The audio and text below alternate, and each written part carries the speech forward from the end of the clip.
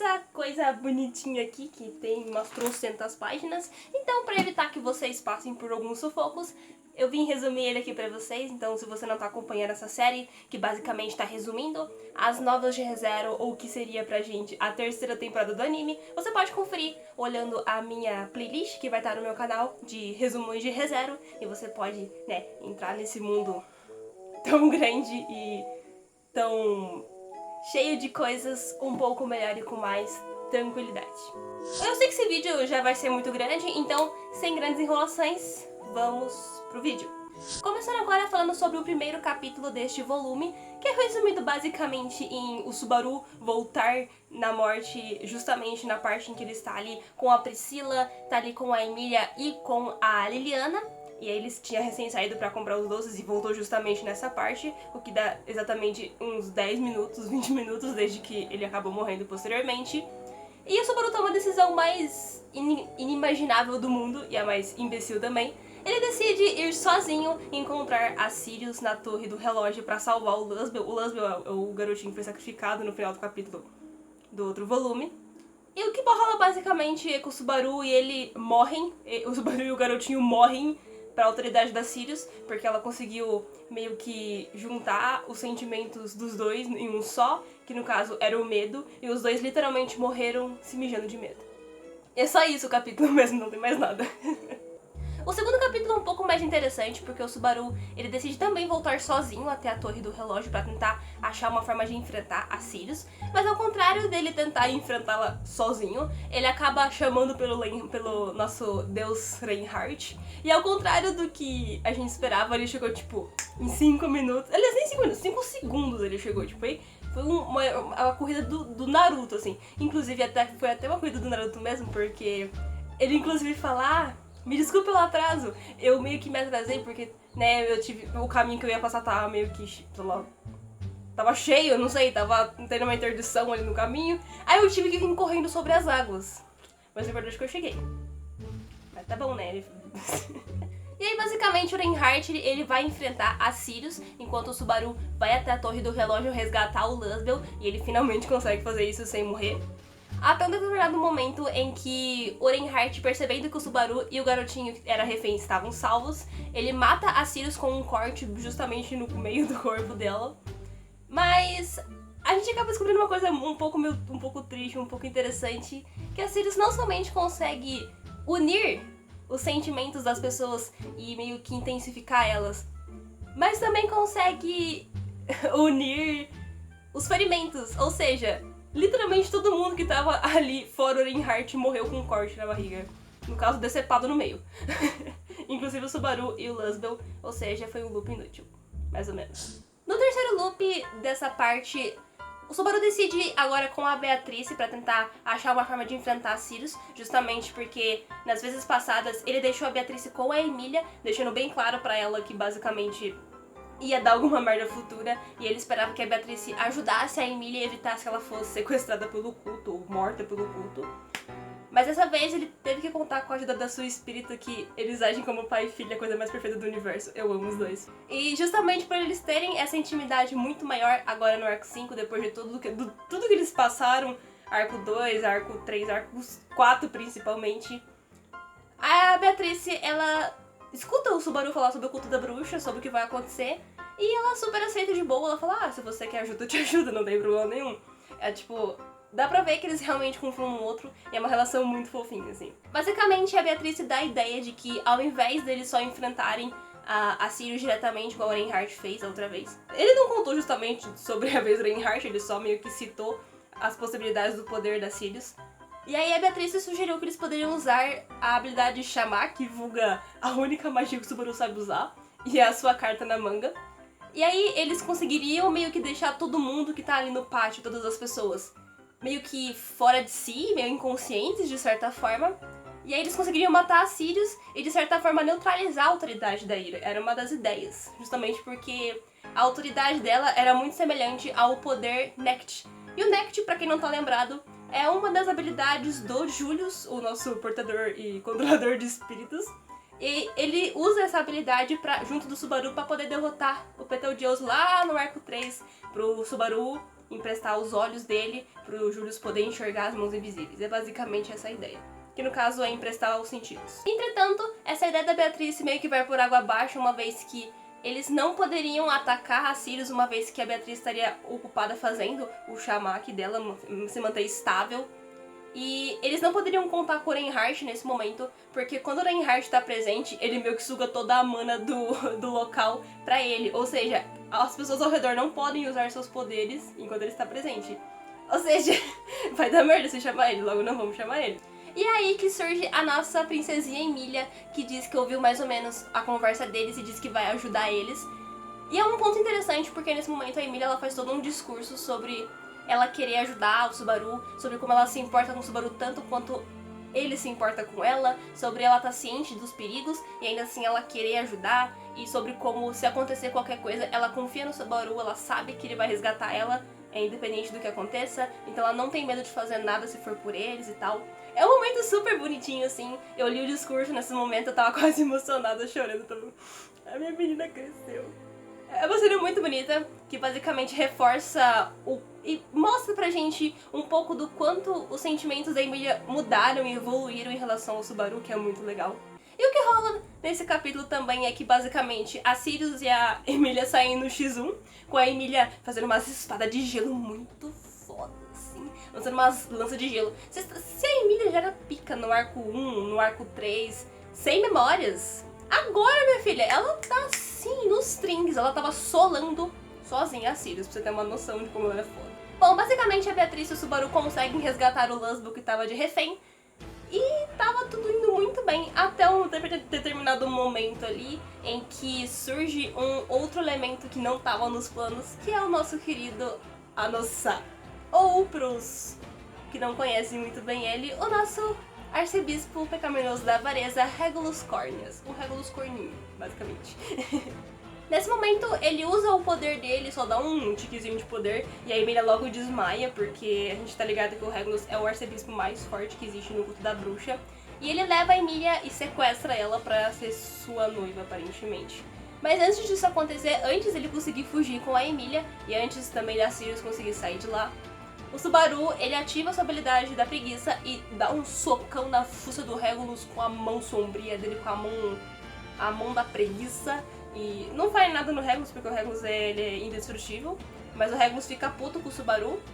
E a Sirius, ela olha pro Subaru e por um momento ela acha que ele é o Betelgeuse dentro do corpo dele, porque o Betelgeuse tinha a habilidade de possuir corpos por ser um espírito. Então ela tava ali, ela teve um delírio momentâneo achando que era o Betelgeuse, mas não era, obviamente, porque o Subaru falou, você tá louca, mas tá bom. E aí, no fim das contas, o Regulus fica puto com ele, e ele só lança um poderzinho assim e arranca a perna do Subaru, assim, e deixa ele quase inconsciente no chão, sangrando pra caralho. E aí a Beatriz entra em choque completo e vai correndo ajudar o Subaru. E tipo, é um momento muito triste, assim, ver a Emília sendo levada enquanto a Beatriz está dividida entre salvar ela e ajudar o Subaru. E ao mesmo tempo, todas as pessoas ao redor estavam sofrendo com o mesmo ferimento, estavam sofrendo ali com a dor do próprio Subaru. Ou seja, tava todo mundo tipo, muito fodido. E eram muitas pessoas. E a Beatriz basicamente ficou lá curando todo mundo, tentando estancar o sangramento de alguma forma até que a ajuda chegasse. O Subaru acaba acordando algum tempo depois em uma base secreta que a galera de todas as chapas tinham montado, porque aparentemente, enquanto o Subaru estava inconsciente, o culto da bruxa acabou tomando a cidade de Priestella como refém, justamente porque enquanto ele estava inconsciente, a Beatriz, após ajudar todo mundo, né, que tava ali sofrendo do ferimento, ela acabou entrando em um estado de meio que coma, de certa forma, se for pra resumir, porque ela gastou toda a sua mana e como um espírito, mana é tipo parte da vida dela, então ela tava basicamente sentada do lado do corpo do Subaru dormindo, parecendo uma bonequinha, basicamente. O Subaru fica muito abalado com isso também. Mas ao mesmo tempo, ele logo é chamado pra uma reunião entre a galera que tava presente, e é basicamente resumido que a arcebispa da luxúria, a Capela Emeralda Lugunica, ela fez um anúncio de voz dizendo que eles tinham tomado Priestella, dizendo que eles só iriam libertar a cidade se eles entregassem os ossos da bruxa, e aí eles tinham que dar um jeito de conseguir isso, e ao mesmo tempo eles instigaram ali um pouco o medo nas pessoas, ou seja, tava a população tava completamente abalada, não só triste, mas com muito medo, o que, tipo, era justamente o que o culto queria fazer. A gente também tem um momento muito interessante em que eles conversam um pouco sobre Esmeralda Lugunica ser uma antiga princesa falecida do reino de Lugunica. Era uma menininha que faleceu uns 50 anos atrás e ninguém sabe exatamente a razão da capela tá usando o nome dela, mas tudo bem. Ao mesmo tempo, a gente tem um momento com o Aldebaran falando um pouco sobre os ossos da bruxa, e a gente descobre que o Aldebaran, ele sabe um pouco mais do que parece sobre o culto. Ele, assim como o Subaru fala como se ele conhecesse as bruxas, ou como se ele tivesse alguma ligação mais direta em relação a tudo isso. Porque a gente acaba descobrindo que os ossos da bruxa não estão sendo referidos a Sátela ou a bruxa da inveja em si, mas sim a Tifon, a nossa bruxinha do orgulho, que foi morta justamente em Briestella em uma armadilha afogada. Briestella foi basicamente construída para matar a Tifon. Ela morreu afogada e os ossos dela ficaram presos na cidade. Logo em seguida, a gente tem uma situação um pouco complicada, porque dois personagens que estavam por fora havia muito tempo desse arco surgem, que são o Garfio e a Mimi. No entanto, o Garfio ainda desesperado dentro da ala secreta, e ele fala, na verdade ele não fala, ele só mostra em seus braços a Mimi, que tá praticamente morrendo, completamente cheia de sangue, com ferimentos muito grotescos por alguma razão. No capítulo 4, a gente volta quase um dia e meio antes, e a gente entende mais ou menos o que estava acontecendo com eles enquanto isso. O Garfio, ele tava numa situação meio que abalado, porque ele tava meio triste em relação ao seu comportamento diante do Reinhardt um tempo antes, porque o Reinhardt é um cara que ele admira, mas ao mesmo tempo é um cara que ele sente muita inveja, porque ele tem toda essa parada de ser forte, de proteger os outros, de ser, vamos dizer assim, igual ele falava no santuário, vou ser a barreira, eu vou proteger todo mundo. Então ele tem esse instinto de proteção, mas ao mesmo tempo ele percebe que ele não é forte o suficiente pra fazer as coisas sozinho, o que deixa ele muito meio a meio. Ao mesmo tempo, a gente descobre que o Garfio, ele acabou adquirindo um certo trauma da Elsa depois da sua luta, porque toda vez que ele tá nesses pensamentos de, vamos dizer assim, de autodepreciação, surge, ou melhor, ele consegue enxergar pelo canto do olho uma figura de uma mulher toda preta com um sorriso de sangue que faz menção a Elsa, que tá meio que caçoando desse lado dele, e é bastante interessante, porque ela aparece bastante ao longo dos volumes, não só desse, mas também do 18. E aí, pra quebrar esse momento do Garfio, a Mimi tá lá pra poder apoiar ele, ela meio que tem aquele jeitinho super alegre dela e tal. E eles acabam meio que se aproximando um pouquinho, com ela claramente tendo uma quedinha por ele. Basicamente, o Garfio e a Mimi conseguem salvar algumas crianças de um acidente, e quando o Garfio tava levando elas pros pais, basicamente, ele se encontra com a mãe das crianças e ele fica em choque ao descobrir, ou melhor, ao perceber que a mãe delas era idêntica à sua falecida mãe. O nome dela é Reala Thompson e ela vive em Bristol faz alguns bons anos ainda. Mas o Garfio, ele claramente percebe que ela é a sua mãe de alguma forma, porque ela tem aquele jeito desastrado dela, ela é visualmente idêntica à mãe dela, a mãe dele, ela tem uma voz bem gentil, assim, bem suave. Então tudo indica que ela realmente era a sua mãe, mas o Garfio não disse nada até então, só demonstrava estar bastante desconfortável perto dela. Há tanto determinado momento em que ele e a Mimi saem da casa da mãe das crianças e surge o pai das crianças pra agradecer os dois por terem salvo os filhos, e o Garfio pergunta sobre o passado da Reala. E aí ele explica mais ou menos que basicamente ele encontrou ele, ou eu não sei se foi ele ou se foi outras pessoas, mas eles encontraram e salvaram aquela mulher anos atrás, porque ela tinha sido alvo de um acidente ali, de um desmoronamento, né? E ela acabou perdendo as memórias dela. E tudo que sobrou do seu passado foram as suas iniciais. E aí eles inventaram um nome aleatório pra ela poder seguir a vida dela, né? E era basicamente isso, o que só comprovava a impressão que o Garfio tinha da Reala. E aí o Garfio meio que deixa passar isso, e ele fica meio a meio se perguntando se ele deveria contar isso para a Frederica e para Ryuzu, se isso seria correto ou não. E percebendo que o Garfio tava nesse estado meio melancólico e depressivo ao mesmo tempo, que só tava deixando cada vez mais pra baixo, A Nini apoia o Garfield e consola ele e, tipo, meio que se torna o ombro amigo dele ali, tanto que o Garfield começa até a chorar nos braços dela, assim, de tristeza e de abalo. E eles dormem basicamente juntos no meio da rua, assim, é tipo um momento muito bonitinho, tem até uma ilustração muito legal deles dois. No dia seguinte, eles escutam sobre o anúncio que foi feito pela Cápula, que tem uma personalidade meio merrequinha, assim. E aí os dois acabam esbarrando em dois cultistas da bruxa, bastante curiosos. Um deles eram dois espadachins, basicamente. O primeiro era um cara muito grande e forte, que tinha 4 braços e usava umas espadonas muito picas, assim. E a outra era uma menina, ou melhor, uma mulher de estatura baixa e corpo mais magrinho, mas que tinha uma esgrima ali, uma habilidade com a espada muito absurda, assim. E eles basicamente tiveram a ideia de tentar ir até eles e descobrir mais ou menos o quanto de informação fosse possível antes de voltar, e eles supostamente imaginaram que a galera já tinha se reunido em algum lugar pra poder bolar um plano pra enfrentar o culto da bruxa. Mas no fim das contas, o Garfield ele acabou assim, entrando em uma situação um pouco complicada, e a Mimi teve que intervir pra salvar ele da morte, mas no fim das contas ela foi afetada pela espadachim, pela cultista espadachim, e ela acabou sendo ferida e quase morta no processo, e o Garfield foi correndo em direção à base, esperando poder encontrar uma forma de salvar ela, completamente abalado, porque mais uma vez ele não conseguiu proteger alguém que era importante pra ele, tipo, foi a gota d'água, sabe? Eu acho legal essa parte final do capítulo, porque ele não sabia onde era a base secreta que eles tinham montado, e ele só foi seguir os instintos dele, de certa forma talvez o próprio cheiro, né, o olfato dele que ele tinha. E ele tava pensando justamente em encontrar um local de esperança que podia ajudar ele.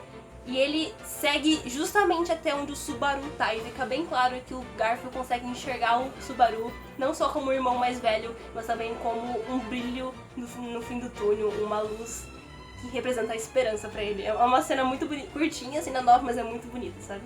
Bom, o capítulo 5 já começa com o Ferris indo cuidar da Mimi, que tinha chegado toda ferida, e ele logo percebe que os ferimentos que ela tem não podem ser curados com magia normal, então ele tem que meio que se readaptar e usar um tipo de medicamento que eles usavam antigamente, que no caso seria a nossa medicina atual, de certa forma. O que acaba lembrando o Subaru de um detalhe, que são os ferimentos, ou melhor, o ferimento que o Wilhelm tem, que foi feito pela sua esposa, a antiga mestra espadachim, e que por alguma razão toda vez que ele tava em algo relacionado à sua esposa, ou perto de alguma coisa, tipo na luta contra a baleia branca, que tipo, naquela ocasião o ferimento dele sangrava e tinha toda uma conexão.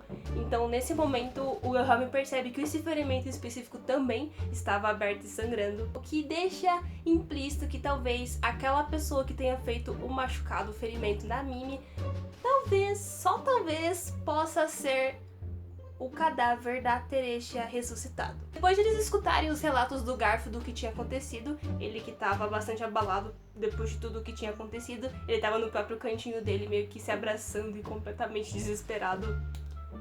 Eles acabam decidindo ir em direção ao Paço Municipal, tomar o local, uma vez que eles meio que acabaram percebendo que a Luxúria podia estar lá, uma vez que foi a partir de lá que ela acabou fazendo todo o anúncio em Priestella por completo. E também foi o local em que o Garf e a Mimi enfrentaram os dois ocultistas, e seria uma ótima oportunidade de vingança tanto do Garf quanto do Wilhelm e de toda a galera da chapa. No fim das contas, eles se separaram em dois grupos, e o grupo que iria até o paço seria Subaru, Julius, o Ricardo, o Wilhelm e quem que ficou faltando aqui? E a Crush. São esses 5 membros que iriam até o paço tomar o local.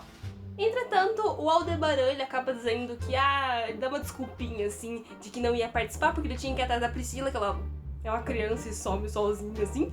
Então ele meio que caiu fora e ignorou todo mundo e cagou pros planos deles, então tá bom. O Aldebaran se esforça pra ser suspeito, né? É incrível.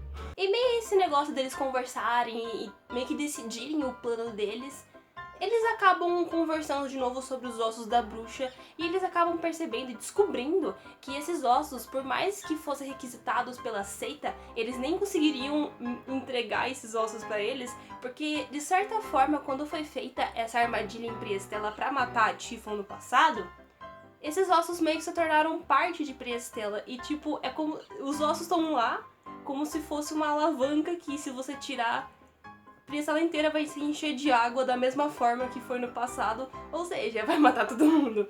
Logo, pegar os ossos não é uma opção, então eles já não estavam querendo entregar mesmo, mas foi uma boa explicação também e uma coisa um pouco mais interessante de se apresentar pra gente. Enfim, basicamente o grupo vai até o Paço Municipal e ocorre um evento, um negócio que sempre acontece em shonens básicos, assim, shonens clássicos, que é aquela parada de toda vez que tem que seguir enfrentando vários adversários e sempre ter um adversário final, vai ficando os coadjuvantes pra trás pra enfrentar os antagonistas, os vilões meio marromenos e deixa o protagonista seguir em frente até chegar no antagonista principal. E é o que vai acontecendo. Eles chegam lá no paço, eles logo encontram os dois ocultistas, os dois espadachins que tinham enfrentado a Mimi e o Garfield, e quem fica pra enfrentar eles é o próprio Garfield, o Wilhelm, que fica pra enfrentar a espadachim, que poderia ser a sua esposa, e o Ricardo. Fica os três lá enfrentando esse grupinho. Ao mesmo tempo, quando eles chegam no paço, eles de repente assim olham pra cima e veem que tem um fodendo dragão preto gigante em cima do local. E que fala, e que eles acabam descobrindo que a partir do tom de voz e do jeito que a pessoa fala, ou melhor, do jeito que o dragão fala, eles percebem que aquela ali é a Capela Emeralda Lugunica, vulga arcebispa pecaminosa da luxúria. É meio estranho, esse momento tem uma pequena lutinha, mas é basicamente pra dizer, ó, ela pode ter essa forma e ela também pode se regenerar. E é só isso, não tem mais nada de importante nessa cena.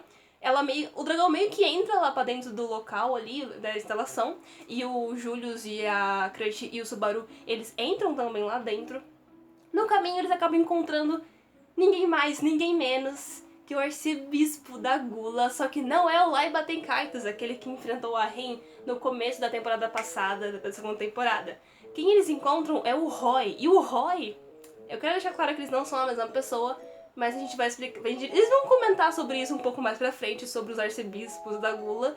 Mas por enquanto, eu só vou dizer aqui que o Julius ficou de enfrentar o Roy, enquanto o Subaru e a Crush seguiram em frente. Chegando numa sala principal, onde foi feito o anúncio, ali foi feita, né, a comunicação por Prestella, eles encontram o dragão. E a Crush facilmente, sem memórias, a Crush é pica, velho. A Crush sem memória solou o dragão sozinha. E o dragão meio que tava numa situação meio estranha, porque ele meio que não resistiu, ele meio que não lutou contra a Crush, ele só se deixou ser, de certa forma, morto, porque ele caiu daquele andar e, tipo, vocês podem pôr no chão lá embaixo, mas beleza. Aí o Subaru, ele meio que olha que tem uma criança que tá sendo feita de refém, e ele meio que troca uma ideia com ela, mas ela tá segura, então tá tudo bem. E aí ele entra em uma sala, e ele escuta um barulho muito estranho, um som bastante incômodo.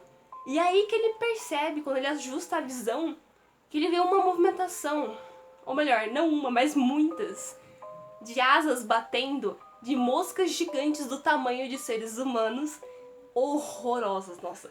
É uma cena nojenta, horrível, velho. Eu não tava esperando por isso, foi... Se o Subaru ficou com nojo, nossa... E logo depois dessa visão horrenda, ele escuta a Crush gritando atrás dele. E quando ele se vira, ele logo vê uma garotinha de cabelos loiros e olhos vermelhos. E a gente descobre que essa garota que tava se fingindo de refém era a Capela Emeralda Lugunica. E logo dá o clique na gente de que aquele dragão que a Crush acabou enfrentando não era ela desde o começo. Era provavelmente alguma pessoa que ela tinha transformado e feito de isca. Da mesma forma que ela tinha transformado algumas pessoas em moscas. Da mesma forma, inclusive, deixa eu retomar uma coisa que eu não comentei antes. Quando eles chegaram no paço, lá embaixo onde tá a galerinha lutando contra os ocultistas, tinham uns montes de carne, assim, que estavam se contorcendo, mas quando eles não demonstravam nenhuma ameaça, eles meio que ignoraram aquilo lá e foda-se, né? Eles seguiram o caminho, porque era mais importante. Mas o Subaru acabou percebendo depois que isso, na verdade, era o poder da capela entrando em ação, transformando corpos. Era um processo, basicamente, transformando os corpos em bestas, em criaturas novas. E, tipo, a capela, ela tem um jeito muito esquisito de falar. Ela tem, assim como todos os arcebispos, ela tem um ideal muito específico. No caso dela, é o amor em relação aos seres vivos no geral, só que, tipo, o jeito que ela fala é sempre: ah, vocês não podem armar coisas que não são bonitas, olha essas moscas, olha essas criaturas. Ela fala de um jeito muito, sabe, tipo, tem uma ideologia por trás, você percebe que claramente tem uma crítica social foda, só que o jeito que ela tá falando fica claramente meio disperso, fica um jeito meio arrogante, tipo, dá aquele tom de Seta da Bruxa, sabe? Eu acho legal porque o Tapei, ele sempre gosta de, tipo assim, né? O Dilce no passado tinha aquela ideia de diligência, de ser um cara certinho e tudo. E quando ele se transforma no arcebispo, ele continua com isso na cabeça, mas de um jeito totalmente corrompido. E isso se aplica a todos os arcebispos também. Ou seja, eu acho muito foda isso da Capela, porque ela faz muitos discursos, textões enormes, assim, igual o Regulus, igual o Betelgeuse, igual a Sirius. Ou seja, ela é foda, eu adorei a Capela, ela é muito legal, eu adorei. Ela, inclusive, ela tem uma parada de ser quimera, assim, ela tem asas, ela tem um rabão de dragão, assim. Inclusive, ela tem sangue de dragão. Ninguém sabe o que isso significa. Inclusive, esse mesmo sangue de dragão acabou infectando a Crush com uma forma de maldição, de certa forma. Então ela tava sofrendo com esse sangue de dragão dentro do corpo dela, o que é bastante suspeito. E o que a gente tem aqui é o Subaru tentando enfrentar a Capela, mas claramente apanhando, porque apesar de ele ter tido um treinamento ao longo desse ano, ele não é capaz de enfrentar o arcebispo sozinho ainda. Então, o que acontece é o Subaru apanhando e ouvindo a Capela falando incessantemente sobre as ideologias dela, sobre amor, sobre coisas bizarras, e tudo isso, o tempo todo ela mudando o tom de voz, assim, ela vai indo e voltando, fica um tom mais agudo, um tom mais grave, e aí ao mesmo tempo fica mudando de uma voz feminina pra masculina, e aí do nada ela começa a mudar de forma pra pessoas que existem, pessoas que não existem, e é tipo, é tudo muito bizarro, assim, sabe? Até que chega um momento em que ela tá falando sobre um amor em relação entre um homem e uma mulher, e ela se veste, ou melhor, ela se transforma em uma forma que a gente conhece muito bem, de uma garota de cabelos prateados, uma meio elfa, e faz uma expressão de puro desprezo. Na verdade, uma expressão que a Emília jamais faria, e faz um puta de um discurso bizarro. No fim das contas, o Subaru, ele tá completamente em choque, a mente dele meio que quebra nesse processo de ficar escutando a capa, ela falar, e depois de apanhar um pouco também. Ele também foi vítima do sangue de dragão dela, ou seja, ele tava fudido tanto quanto a Crush.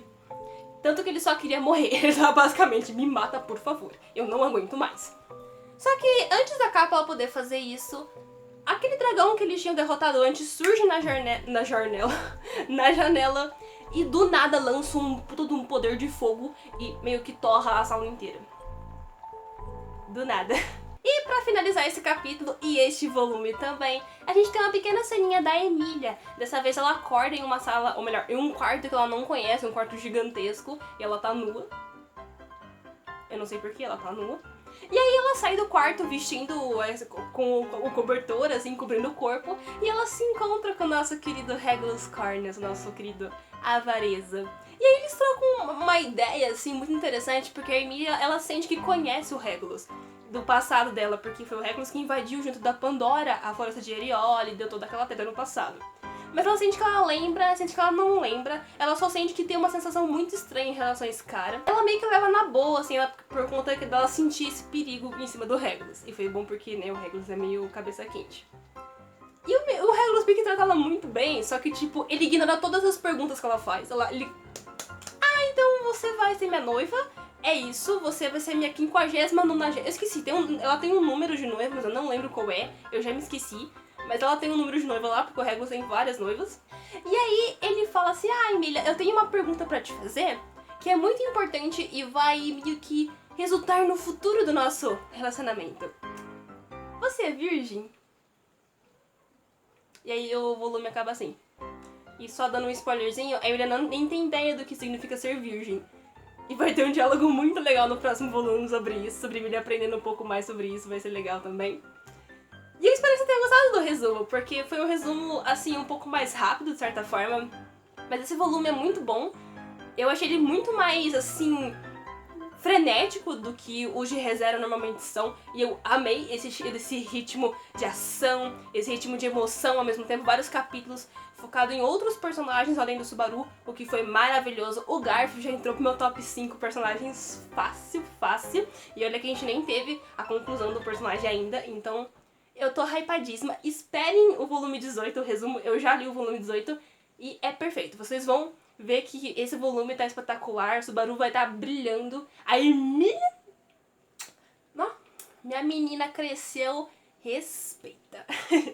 Muito obrigada a você que viu o vídeo até aqui. Eu espero que você tenha gostado. Confere, por favorzinho, também a minha playlist de reserva, que tem curiosidades, tem teorias, tem outros resumos, não só da light novel, eu vou lançar futuramente do anime também um resumão pra você que acompanha a obra e pra quem não acompanha, então você pode apresentar pra aquele seu amigo que não quer ver o anime de jeito nenhum, e você vai fazer ele ver esse vídeo goela abaixo pra convencer ele, tá bom? Uma boa semana pra você e tchau!